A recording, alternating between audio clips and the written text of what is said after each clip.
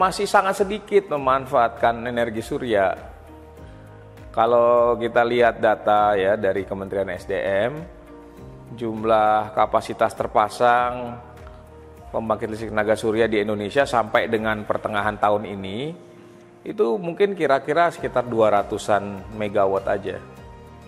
Ya, dibandingkan dengan total pembangkit energi terbarukan di Indonesia itu mungkin sekarang sudah mencapai hampir 14.000 megawatt ya.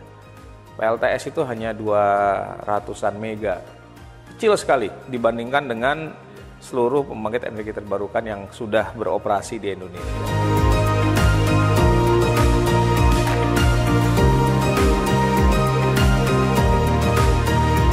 Potensinya kalau kita ngambil data dari Kementerian SDM saja ya, Kementerian SDM itu menyatakan di tahun 2021 lalu bahwa potensi energi surya mencapai 3.300 gigawatt. Ya, 3.300 gigawatt. Nah, ini sedikit lebih rendah daripada data yang kami miliki. Jadi kami melakukan kajian juga sebenarnya lebih awal daripada Kementerian SDM dan hasilnya kita serahkan ke Kementerian SDM.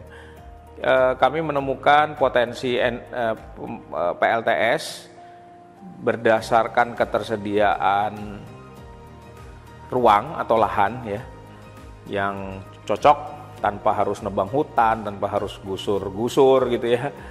Potensinya itu mencapai 3.400 sampai 20.000 gigawatt. Jadi yang enggak itu total yang bisa dibangun ya. Kalau per tahunnya kan berapa energi yang bisa dihasilkan. Ini kalau kita bangun kapasitasnya bisa mencapai itu gitu ya. Jadi angkanya jauh lebih besar. Tapi pakailah kita katakanlah data Kementerian SDM 3.300 gigawatt. Sementara yang baru terpasang kira-kira 200-an megawatt ya. Jadi jauh sekali dari potensi yang ada dengan apa yang sudah kita gunakan. Kendala mengapa kita tidak bisa mengembangkan itu? Banyak. Yang pertama kalau dilihat sebenarnya energi surya ini sudah cukup lama dikembangkan di Indonesia. Mulai dari tahun 70-an akhir ya riset-riset. Pada saat itu teknologi pembangkit listrik tenaga surya itu baru belum terlalu komersial tapi sudah mulai berkembang. Awalnya kan sel surya itu dipakai untuk awak ruang angkasa, ya. Jadi dipakai di satelit, ya. Lalu kemudian tahun 70-an itu mulai dikomersialisasikan untuk penggunaan yang non ruang angkasa. Nah. Indonesia sendiri kemudian memang sudah lebih awal tuh menggunakan pembangkit listrik tenaga surya. Dari tahun 80-an ya kita menggunakan itu untuk melistriki desa-desa tertinggal, desa-desa terpencil, pelistrikan desa ya. Tahun 80-an itu bahkan ada satu desa namanya desa Mekarsari ya, tempat percontohan penggunaan PLTS untuk listrik desa yang cukup terkenal. Pada akhir 80-an itu 89 ya proyek pelistrikan desa Mekarsari dengan PLTS itu skala kecil pada waktu itu ya, namanya solar home system. Ya, jadi panel surya pakai baterai. Jadi kita tuh sudah cukup lama mengembangkan. Hanya memang kemudian harga dari teknologi ini kan masih mahal. Nah, di Indonesia kecenderungannya pengembangan energi terbarukan dari tahun 80-an itu skala-skala besar. Ya, karena sesuai dengan kebijakan energi kita pada saat itu menggantikan pembangkit listrik dari bahan bakar minyak. Jadi yang dikembangkan adalah panas bumi dan hidro, air gitu ya. Nah, lalu kemudian akhir 90-an kita mulai awal 2000 kita mulai mengembangkan batu bara ya seiring dengan meningkatnya pertambangan batu bara ya setelah reformasi ya daerah-daerah juga mengeluarkan izin penambangan batu bara, produksi batu bara tuh tinggi ya dan batu bara murah Jadi sejak akhir 90-an, awal 2000-an tuh kita lihat pengembangan batu bara. Nah, jadi itu salah satu alasan kenapa. Jadi alasan yang pertama adalah ya kita mengembangkan energi yang dalam tanda kutip itu murah ya, untuk menghasilkan listrik yang murah, dan batu bara itu dipandang murah, sampai hari ini dipandang murah walaupun sebenarnya tidak murah. Dan yang kedua, harga teknologi PLTS itu masih relatif mahal sebelum tahun 2010. Nah, setelah 2010 harga PLTS itu mulai turun. Jadi kalau kita lihat dari dalam 10 tahun terakhir, harga PLTS itu sudah turun kira-kira 90% dari sebelumnya. Jadi ketika PLTS harganya sudah mulai turun, kita lihat pemerintah dan PLN itu juga mulai menggunakan PLTS. Ya, tapi dalam skala kecil, masih diprioritaskan untuk pelistrikan daerah-daerah terpencil, pulau-pulau kecil gitu ya, yang susah untuk pakai diesel, pakai PLTD, kan mahal juga transport PLTD ya. Jadi itu pakai PLTS. Tapi jumlahnya tidak besar karena tadi harganya cukup mahal. Jadi kalau mungkin zaman dulu kalau pakai satu PLTS 2013, 2014 untuk skala kecil itu 1 kWh-nya bisa 5.000-6.000 rupiah, ya. Jadi mahal sekali ya. Nah, baru kemudian di pertengahan 2015 gitu mulai ada PLTS yang mulai skala besar, ya, 1 mega, 2 mega. Nah, ini harganya sudah mulai dengan adanya kebijakan pemerintah juga pada saat itu 20 sampai 25 sen rupiah per kWh, atau kira-kira ya pada masa itu kira-kira 3.000-an deh rupiah per kWh, masih cukup kompetitif dengan harga listrik dari PLTD. Tapi sekali lagi masih jumlah kecil-kecil ya. Baru kemudian kita lihat ketika harga PLTS sudah benar-benar sudah cukup bersaing, lambat laun PLTS itu mulai meningkat. Nah, terutama setelah munculnya Peraturan Menteri SDM nomor 49 2018 yang membolehkan pemasangan PLTS di atap konsumen PLN, di atap bangunan konsumen PLN. Nah, kita mulai melihat kalau dulu itu PLTS itu dibangun untuk pelistrikan desa ya, kemudian listrik swasta yang listriknya dijual ke PLN yang ukurannya 1 sampai 5 mega. Pada saat itu sampai dengan 2019 yang terbesar itu ukurannya baru 5 mega yang dibangun di Kupang. Ya. Nah, dan sejak 2018 sudah boleh menggunakan PLTS atap. Nah, kita lihat tuh PLTS mulai meningkat dan bisnis PLTS atap mulai merebak gitu. Nah, tapi walaupun demikian dari sisi kapasitasnya masih relatif kecil kalau menurut data yang ada di Kementerian SDM. Jadi itu alasan-alasan ya, kita menggunakan batu bara dianggap murah, PLTS mahal ya dan kemudian juga yang ketiga ada faktor psikologi yang melihat PLTS ini kan pembangkit intermittent. Sampai hari ini masih ada. Ya pembangkit intermittent tuh memang kan bisa ada listrik kalau ada sinar matahari. Ya, jadinya kalau perencana sistem tenaga listrikan itu sebagian besar khawatir dengan sifat intermitensi dari PLTS. Karena mereka khawatir ya bahwa ini akan mempengaruhi kualitas pasokan listrik, ya berdampak pada biaya untuk menjaga keamanan pasokan, kestabilan pasokan ya, sehingga dengan adanya seperti itu ada keraguan-raguan untuk mengintegrasikan PLTS dalam skala yang lebih besar ke dalam sistem tenaga listrikan. Nah, ini beberapa sebab mengapa PLTS masih rendah.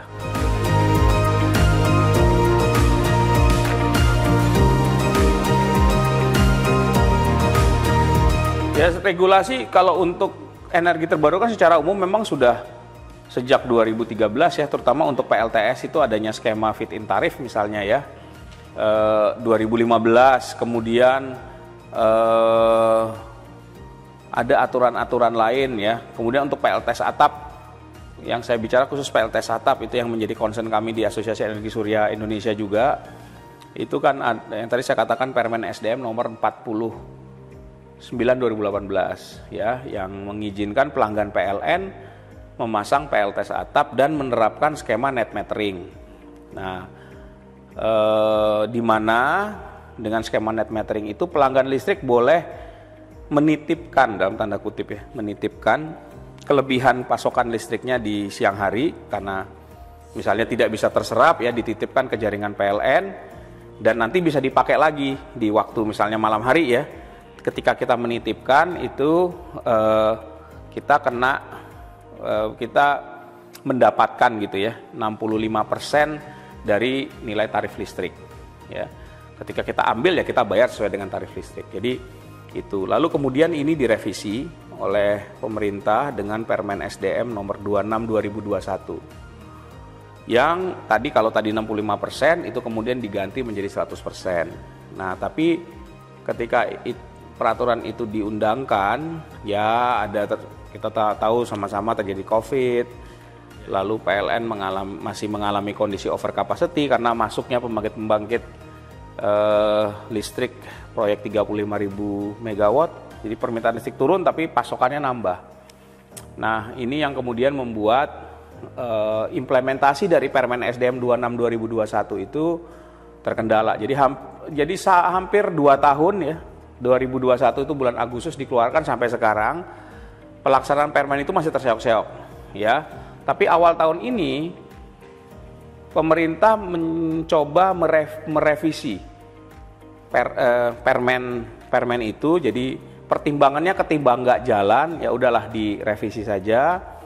Nah, terakhir pembahasan mengenai revisi itu menyangkut beberapa hal. Yang pertama, konsep net metering itu dihilangkan. Jadi kalau ada excess capacity, ada excess listrik ya, tidak lagi, dan itu kalau itu dikirimkan ke jaringan PLN tidak lagi akan mendapatkan, tidak dinilai ya. Jadi ya kita sama aja kayak ngasih listrik gratis lah.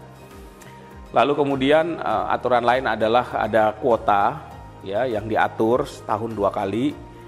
Jadi kalau kita itu akan mempertimbangkan kemampuan sistem setempat ya. Dari tujuannya memang untuk mengurangi dampak biaya pada PLN ya, karena PLN yang harus menjaga kestabilan jaringannya.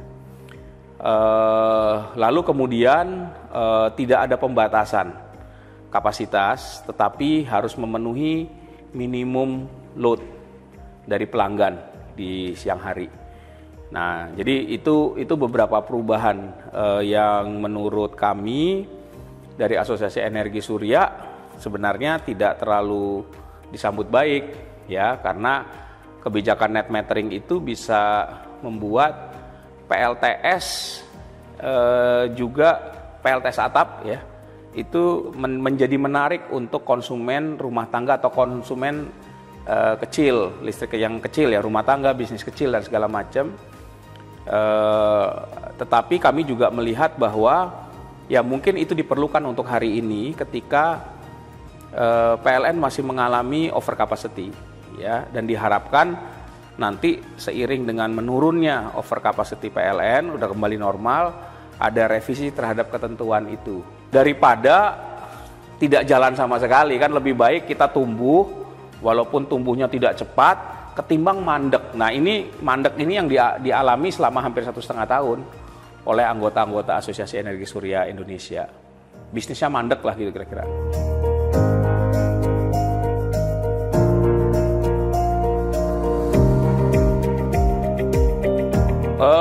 Belum ada analisis ke sana sih. Iya, belum kita lihat hubungannya. Tapi kalau misalnya saya lihat di negara lain ya, nggak usah jauh-jauh di Australia aja. Kan sebenarnya kalau kita menggunakan PLTS, maka bisa dikategorikan listriknya hijau. Kan berarti ada emisi gas rumah kaca yang bisa dikurangi. Ya, jadi itu bisa dihitung.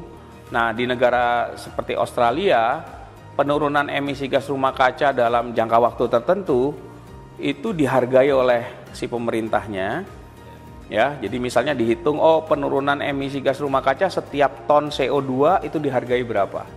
Jadi kalau saya punya PLTS per 1 kilowatt ya dalam jangka waktu 10 tahun kira-kira akan menghasilkan berapa?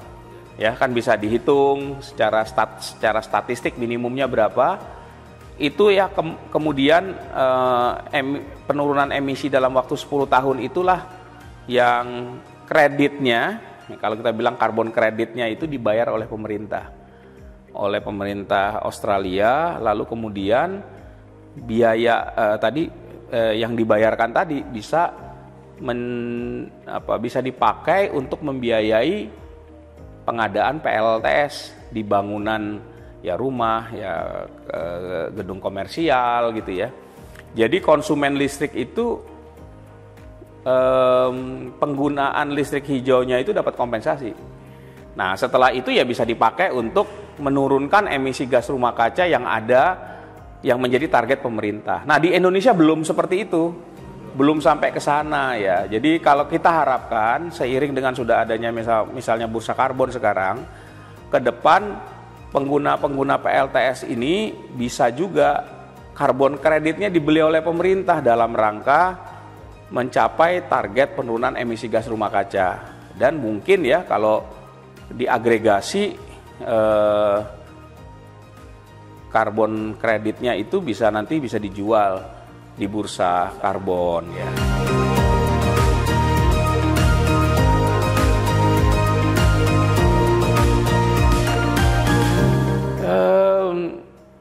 Sebenarnya nggak perlu dikhawatirkan. Jadi sepanjang tahun ya kalau kita lihat intensitas radiasi matahari itu selalu ada. Dari bulan Januari sampai bulan Desember, dari tanggal 1 Januari sampai 31 Desember tuh mataharinya ada. Yang berbeda adalah energi yang diproduksi setiap kilowatt hour-nya. Kenapa? Ya kalau musim hujan, banyak awan, intensitas radiasinya itu lebih sedikit gitu ya. Sehingga produksi listriknya dalam harian itu ya lebih rendah. Ya, jadi di musim panas itu lebih tinggi. Tapi rata-rata kalau kita lihat ya menurut data ya, intensitas radiasi matahari di Indonesia itu kan rata-rata berkisar antara 4,2 kWh per meter persegi sampai 5,5 kWh per meter persegi gitu. Nah, pengalaman saya misalnya di Jakarta ya, karena saya pengguna PLTS atap juga ya, setiap kWh, setiap KWP, jadi setiap kapasitas 1 kilowatt kapasitas PLTS atap saya itu sehari bisa menghasilkan 3,5 sampai 4,2 gitu ya kWh per hari. Nah, kalau musim panas gitu ya, cuacanya langitnya bagus gitu, ya kita bisa sampai 4,5 itu dari data ya, karena saya punya datanya, itu ada bisa dilihat dari HP malah gitu ya. Nah, kalau musim hujan dia lebih rendah, 3,5 gitu. Tapi rata-rata per tahun boleh saya bilang sih nggak terlalu banyak variasinya gitu. Kecuali memang benar-benar ini. Tapi sejauh ini saya udah pakai sejak 2018 itu relatif ya stabil gitu. Dan itu juga menurut saya di tempat lain juga begitu. Jadi kita nggak perlu khawatir, justru Indonesia itu 2 musim, negara lain itu 4 musim, ya. Cina, Jerman, Eropa itu kan 4 musim ya. Dimana di sana ada waktu di mana peak sun hours-nya lebih pendek, ya. Terus dia ada musim salju, itu aja nggak ada masalah dengan mereka gitu. Apalagi kita yang cuma 2 musim gitu ya. Tapi memang harus diakui bahwa intensitas radiasi matahari di Indonesia itu tidak terlalu tinggi dibandingkan misalnya dengan beberapa negara lain, Arab Saudi, di Timur Tengah misalnya, atau di India ya, atau di Australia. Kenapa? Karena di Indonesia ini walaupun kita di Khatulistiwa itu banyak awan, banyak laut ya, awan, sehingga radiasi matahari itu tidak bisa optimal karena terfilter oleh awan tadi. Tetapi masih cukup lumayan gitu, dan nggak perlu dikhawatirkan itu.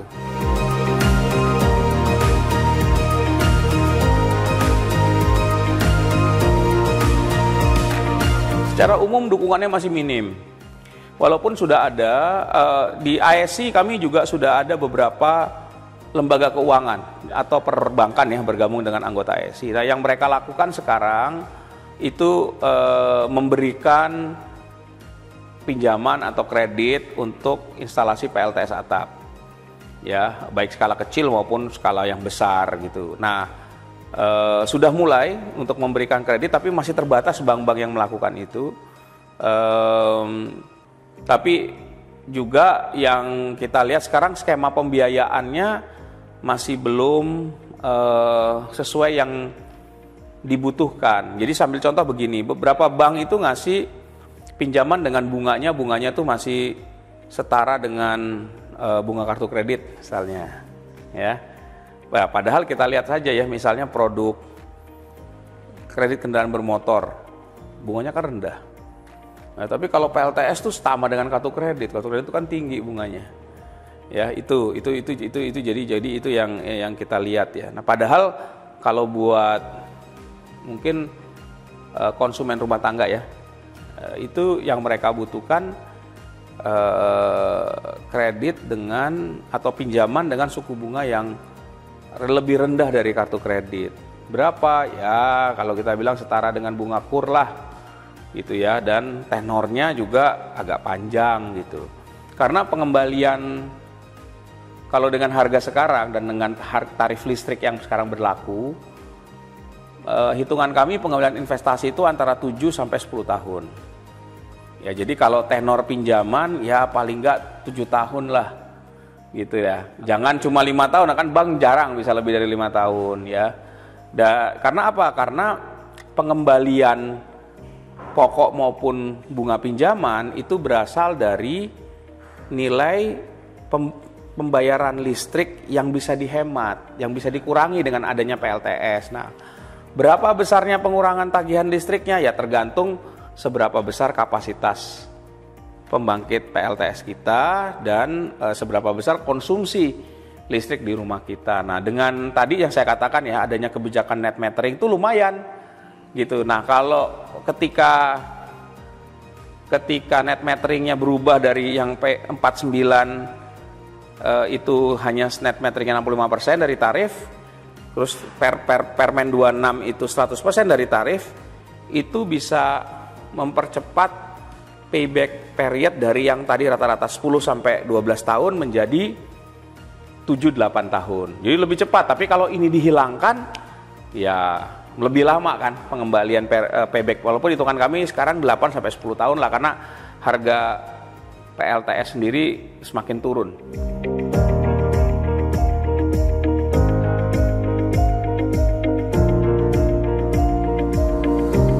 Ya, kalau kita begini, PLTS atap ini kalau kita itu kan untuk yang skala kecil ya. Skala kecil itu kan kita membayar di muka. Upfront cost-nya itu kita bayar di muka. Jadi misalkan untuk setiap 1 KWP ya, 1 KWP itu biayanya hari ini kira-kira 15 juta lah. 15 juta 1 KWP itu kan menghasilkan ya kalau kita bilang 4 kWh per KWP rata-rata berarti 4 kWh per hari. Nah, tergantung konsumsi di rumah kita. Tapi kalau 1 bulan, kalau kita 1 KWP saja berarti 120 kWh.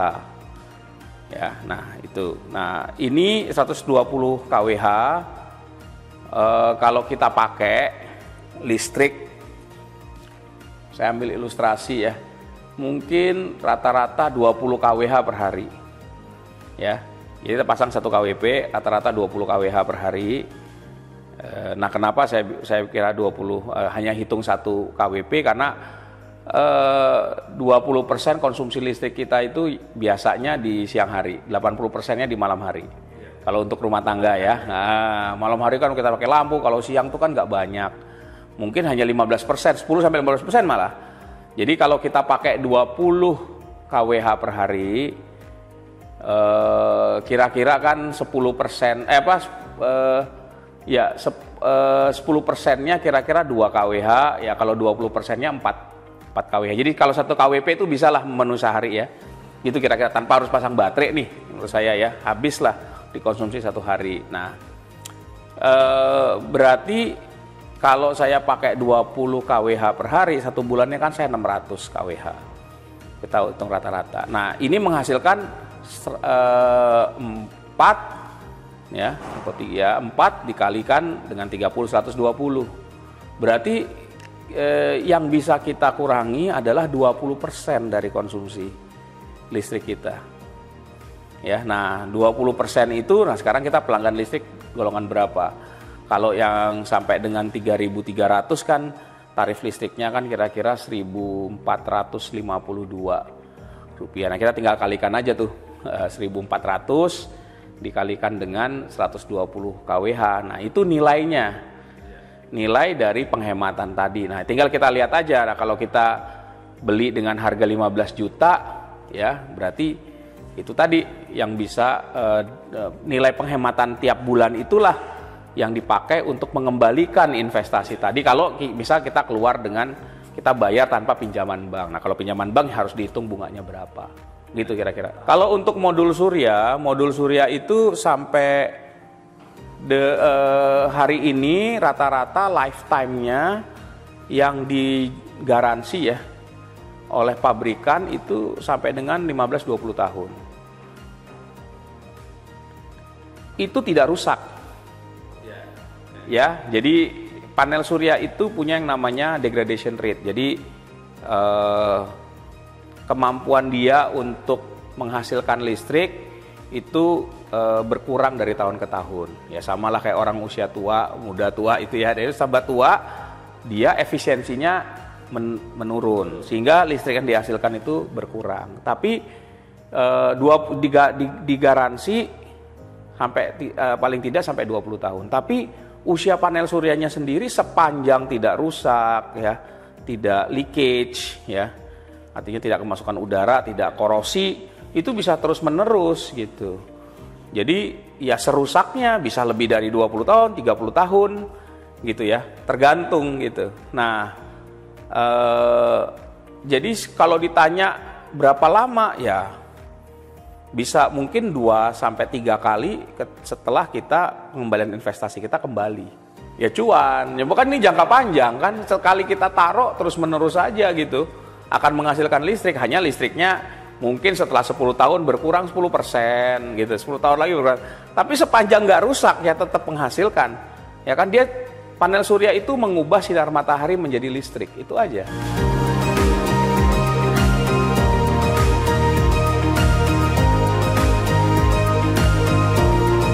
Kalau kami di edukasi di asosiasi tentunya yang pertama itu ya kita berjuang untuk kepentingan anggota-anggota di asosiasi. Nah, kepentingannya apa sih? Orang mau gabung di asosiasi ini ya tentunya supaya bisnisnya jalan. Jadi kalau bisnisnya jalan, artinya apa? Artinya ada market yang tumbuh, harus tumbuh pasarnya. Nah, sebagian besar anggota Asosiasi Energi Surya itu adalah pengembang maupun EPC. EPC-nya banyak EPC skala kecil, UMKM gitulah yang masang kecil-kecil di bawah 10 kilo gitu ya, kira-kira satu sistem, ada yang 2-3 kilo, 2-3 kilowatt peak ya untuk satu sistem, skala kecil untuk rumah tangga. Nah kalau begitu artinya kan peluang pasarnya yang harus meningkat. Nah, untuk meningkatkan peluang pasar itu tentunya kita harus melakukan edukasi kepada masyarakat. Nah, kita punya mekanisme, kita punya website di mana di situ ada. Lalu kemudian juga asosiasi ya sering mengadakan event-event ya. Anggota-anggota tidak harus asosiasi sendiri, anggota-anggota kita juga melakukan event-event banyak gitu ya untuk edukasi kemana-mana. Dan ya karena saya juga bekerja di ISR itu ada satu website khusus namanya solarhub.id. Solarhub.id itu sebenarnya platform untuk membantu masyarakat memutuskan apakah PLTS itu cocok nggak buat dia. termasuk juga bisa dihubungkan dengan EPC terpercaya untuk dia. Kalau orang kan kalau mau masang bingung, saya nih siapa yang bisa masang. Nah itu di solarhub.id platform ini sebenarnya jadi tempat itu. Jadi orang yang nggak tahu ke SolarHub dia bisa ngitung rumah saya di sini, misalnya di kota ini, kalau saya pasang itu kira-kira listrik saya bisa menghasilkan berapa ya, gitu ya. Terus kemudian dihitung-hitung kira-kira layak atau tidak secara finansial, dia bisa ngitung, ada kalkulatornya.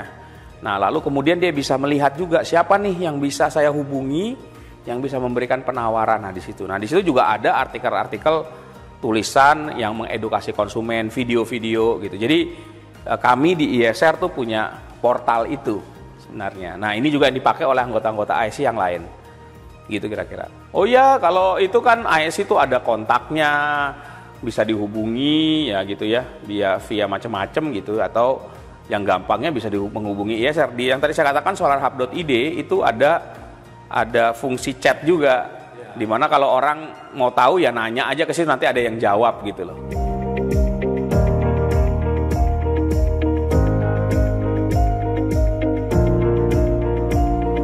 Kalau untuk PLTS sekarang yang jelas berkembang, teknologinya berkembang terus. Ya, yang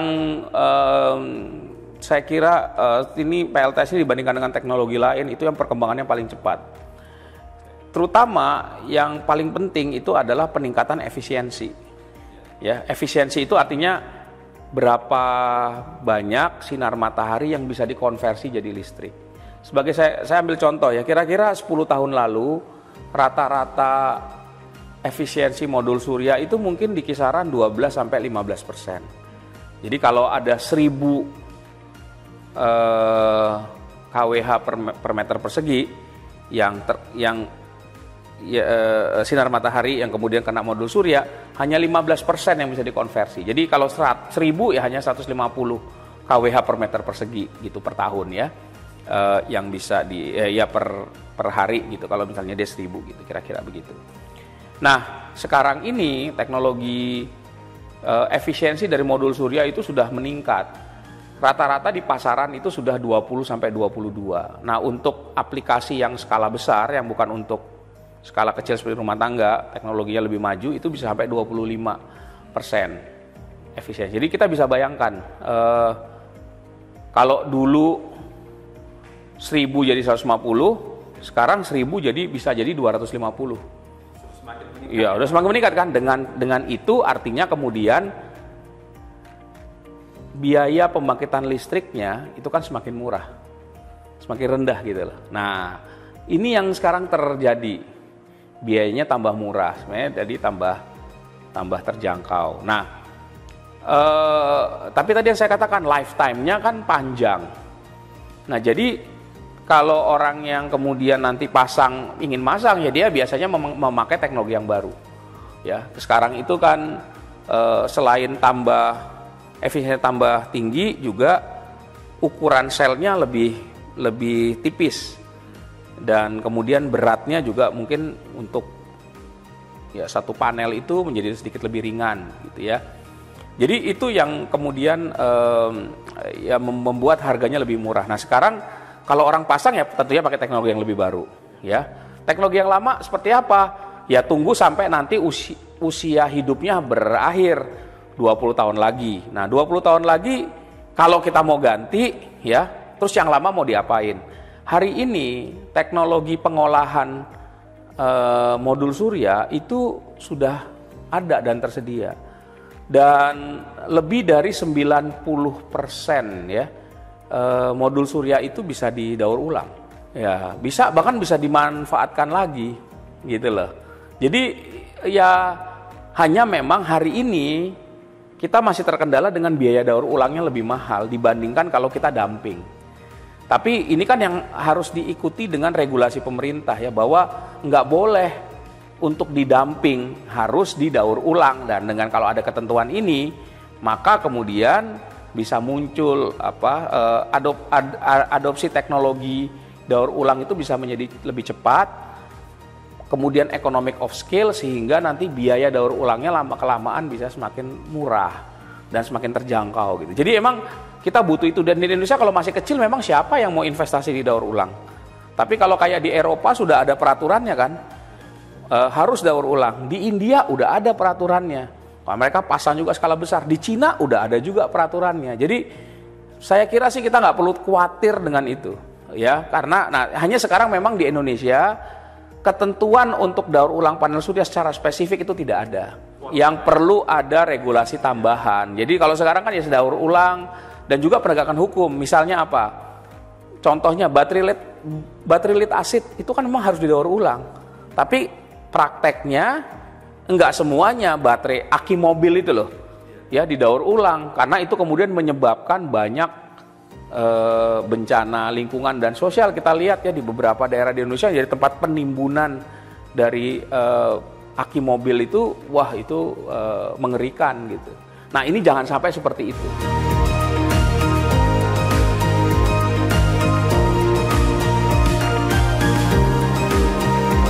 Ya, jadi kalau kita harus ini ya, aplikasinya ada di mana. Pada dasarnya PLTS itu bisa dipasang di mana aja, asalkan kena sinar matahari aja, langsung gitu ya.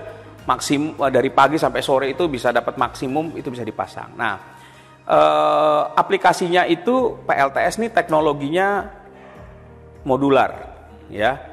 Dan dia cukup adaptif, bisa dipasang di atas atap, bisa dipasang di atas tanah, bisa dipasang di atas air, bahkan bisa di atas lahan pertanian, ya, di atas jalan tol pun bisa, gitu. Jadi bisa di mana-mana sepanjang ada sinar matahari dan itu bisa diatur lah. Nah, kita Indonesia itu sedang membangun PLTS terapung. Kita ini punya banyak waduk, ya, danau. Nah, itu sebenarnya bisa dipakai dengan adanya teknologi ini, floating PV, maka kita bisa pasang PLTS di atas waduk atau danau. Nah, seperti yang di Cirata itu sudah dibangun dan katanya nanti bulan Oktober ini sudah beroperasi ya. Itu terbesar di Asia Tenggara, 145 megawatt AC. Ya, jadi itu salah satu yang terbesar. Nah, bahkan seminggu yang lalu sudah tanda tangan kesepakatan untuk memperluas lagi. Ya, jadi menurut peraturan Menteri SDM nomor 112 kan memang memungkinkan kalau expansion project itu kemudian bisa diberikan. Nah, dia sudah diberikan, jadi nanti akan ditambah lagi. Nah, besarnya berapa saya tidak tahu. Tapi kalau dengan menggunakan aturan yang sebelumnya kan maksimum pemanfaatan luas permukaan danau, reservoir atau danau itu hanya 5%. Nah, dengan aturan baru ini, dengan aturan yang baru itu bisa lebih besar dari 5%. Jadi bisa saja nanti 2 kali lipat yang akan dibangun dibandingkan dengan yang saat ini gitu. Nah, jadi yang terbesar saat ini ya kalau itu terbangun ya itu gitu ya. Tetapi di tempat lain ada yang misalnya di Kupang itu ada 5 mega, di Lombok itu kalau saya nggak salah totalnya 21 mega ya, di Likupang di Sulawesi Utara itu juga ada cukup besar ya, di beberapa tempat lain tersebar-sebar yang ukurannya megawatt itu ada gitu. Tapi yang terbesar memang di Cirata. Ya, jadi gini, kita sekarang kita harus menurunkan laju emisi gas rumah kaca karena peningkatan konsentrasi gas rumah kaca di atmosfer akan menyebabkan kenaikan temperatur global. Sejak abad 19 sampai sekarang temperatur bumi itu sudah naik 1,1 derajat, 1,2 derajat. Kalau tidak dilakukan upaya untuk menurunkan laju emisi gas rumah, bahkan memangkas ya emisi gas rumah kaca sehingga menjadi 0 tadi, maka kita itu di akhir abad ini suhunya bisa naik 3-4 derajat. Jadi sangat tinggi ya. Nah, itu luar biasa 3-4 derajat kenaikan itu. Nah, sekarang kita harus berlomba-lomba untuk mencegah agar konsentrasi emisi gas rumah kacanya tidak naik terus. Nah, kontribusi dari emisi gas rumah kaca ini adalah pembakaran energi fosil, batu bara, minyak dan gas. Jadi kalau kita ingin menurunkan ya, maka energi fosilnya harus kita kurangi. Nah, salah satu yang menghasilkan yang melakukan pembakaran energi fosil itu adalah pembangkitan listrik. Oleh karena itu, kalau kita ingin tadi menghindari yang namanya krisis iklim, pemanasan global, nah yang harus diganti pembangkit energi fosilnya dengan cara apa? Ya mengoptimalkan sumber daya atau sumber daya energi terbarukan. Jadi kita harus ganti dengan pembangkit listrik yang lebih bersih. PLTS itu salah satunya. Dan tadi karena PLTS itu harganya semakin terjangkau, mudah dipasang dan lain-lain, ya ini adalah solusi yang cukup efektif dan cepat tadi. Jadi kita ya kalau nggak dibatasin, semua rumah ini ya bisa pasang PLTS, semua bangunan. Kami pernah menghitung di ISR, kalau semua rumah di Indonesia dipasang PLTS itu bisa sampai dengan 655 gigawatt.